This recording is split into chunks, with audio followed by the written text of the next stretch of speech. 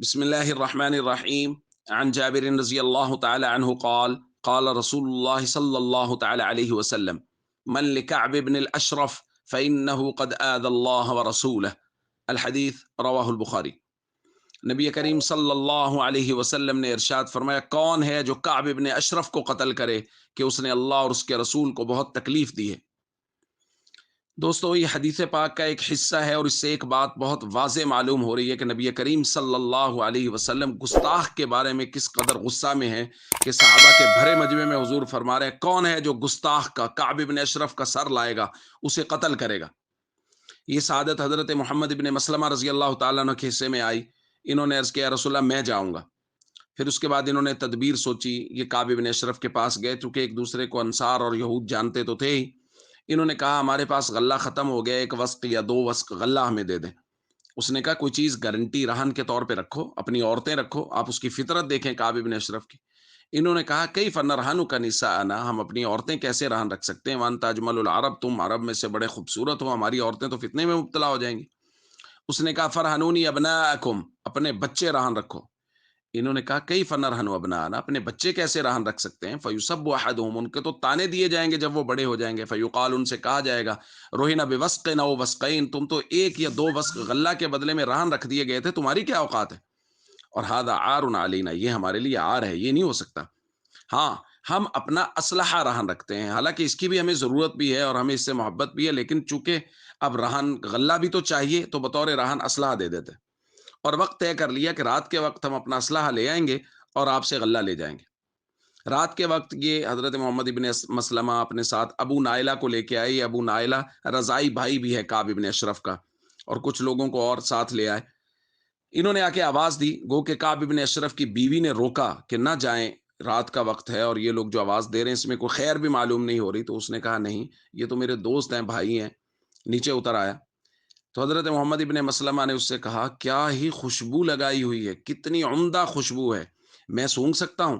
تو چونکہ عام طور پہ وہ مانگ میں خوشبو لگاتے تھے تو سر کو پکڑ کے قریب کر کے سونگنا ہوتا تھا، تو سر کو پکڑ کے خوشبو کو سونگا، پھر کہا، ہاں کیا ہی خوشبو ہے، دوبارہ پھر سونگنے کا کہا، اور اپنے ساتھیوں کو پہلے سے کہہ رکھا تھا، جب اس کا سر زور سے پکڑ لیا تو ساتھی کو اشارہ کیا تو اس نے تلوار کا وار کر کے گستاخ رسول کا سر تن سے جدا کر دیا۔ یہ صحابہ کا طریقہ ہے، اور حضور کی خدمت میں آ کے حضور کو خبر دی، اور حضور علیہ الصلوۃ والسلام نے اس بات پہ خوشی کا اظہار کیا۔ تو دوستو، صحابہ نے ہمیں یہ بتایا، صحابہ کے واقعات سے ہمیں یہ بات معلوم ہوتی ہے، ہمیں ملتی ہے نبی کریم صلی اللہ علیہ وسلم کی تعلیمات سے، کہ جو شخص نبی پاک صلی اللہ علیہ وسلم کا گستاخ ہے، اسے جینے کا کوئی حق نہیں ہے، اس کا سر تن سے جدا ہونا ہی چاہیے۔ اس لیے اگر تو اسلامی ملک میں قانون موجود ہے تو قانون کی پاسداری کرنی چاہیے، اور قانون کو بھی پورے طریقے سے فیصلہ کرنا چاہیے اور جلد فیصلہ کرنا چاہیے۔ اور جہاں قانون موجود نہیں ہے اور جو لوگ ان کو بے لگام چھوڑے ہوئے ہیں، مسلمانوں کو لگام دینا آتا ہے اور مسلمان لگام دے رہے ہیں۔ آج ہمیں جو کرنا ہے، جیسے میں نے کل درخواست کی تھی، جب تک ہمارا ہاتھ ان کی گردنوں تک نہیں جاتا، ہم جو کر سکتے ہیں وہ کریں، ان کے پروڈکٹ کا بائیکاٹ کریں اور اس کیمپین کو آگے چلائیں۔ السلام علیکم ورحمۃ اللہ وبرکاتہ۔ بسم اللہ الرحمن الرحیم۔ عن البراء رضی اللہ تعالی عنہ قال بعث رسول اللہ صلی اللہ علیہ وسلم رهطا من الانصار الى ابی رافع فدخل علیہ عبد اللہ بن عتیق بیتہ لیلا فقتلہ وهو نائم، رواہ البخاری۔ نبی کریم صلی اللہ علیہ وسلم نے انصار کا ایک گروہ ابو رافع کی طرف روانہ فرمایا۔ حضرت عبداللہ ابن عتیق اس کے گھر میں رات کے وقت داخل ہوئے اور اس کو سویا ہوئے ہونے کی حالت میں قتل کر دیا۔ دوستو، بات ہو رہی ہے گستاخان رسول کے انجام بد کی، کہ نبی کریم صلی اللہ علیہ وسلم نے خود صحابہ کرام کو روانہ فرمایا کہ ان گستاخان رسول کو ان کے انجام تک پہنچایا جائے۔ ابو رافع ایک بہت بڑا گستاخ تھا، تاجر تھا، اپنے قلعے میں رہا کرتا تھا۔ حضرت عبداللہ ابن عتیق کو جب روانہ کیا تو فرماتے ہیں، شام کے وقت ہم اس کے قلعے کے پاس پہنچے، وہ لوگ اپنے قلعے میں واپس جا رہے تھے، کسی بہانے سے میں بھی قلعے میں داخل ہو گیا۔ فرماتے یہ لوگ قصہ گوئی میں مصروف ہو گئے اور میں ایک کونے میں بیٹھا رہا۔ یہ بالا خانے میں رہا کرتا تھا، جب سب لوگ اپنی اپنی جگہ پر سو گئے اور میں نے انتظار کیا کہ وہ یقینی طور پہ سو جائیں، تو پھر میں بالا خانے میں چڑھا اور میں نے وہاں جا کے آواز دی، ابو رافع۔ اس نے میری آواز کو سنا اور جواب دیا، تو میں نے اندازہ کیا کہ جواب کی آواز اس جگہ سے آئی ہے، اور میں نے وہاں پر تلوار کا وار کیا۔ تلوار کے وار سے یہ بچ گیا اور اس نے چیخ ماری کہ مجھ پہ کسی نے حملہ کیا ہے۔ فرماتے میں باہر نکل گیا چپکے سے، اور پھر تھوڑی دیر کے بعد آواز بدل کے باہر سے آتے ہوئے کہا کیا ہوا ابو رافع؟ اس نے کہا مجھ پر ابھی کسی نے حملہ کیا ہے۔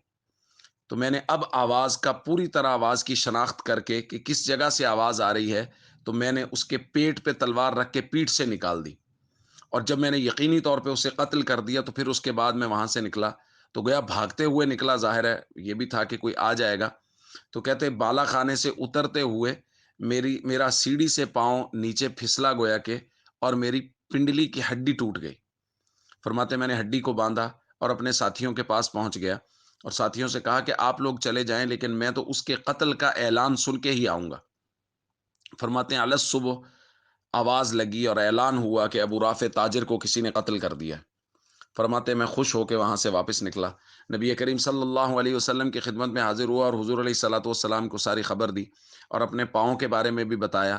تو حضور نے فرمایا ابسط رجلک، اپنا پاؤں آگے کرو، فبسطت رجلی، میں نے پاؤں آگے کیا، فمسحھا، نبی کریم صلی اللہ علیہ وسلم نے صرف اس کے اوپر اپنا رحمت والا ہاتھ پھیرا، فکأنھا لم اشتکیھا قط، فرماتے ہیں ایسے لگا جیسے کبھی زندگی میں اس کو کچھ نہیں ہوا۔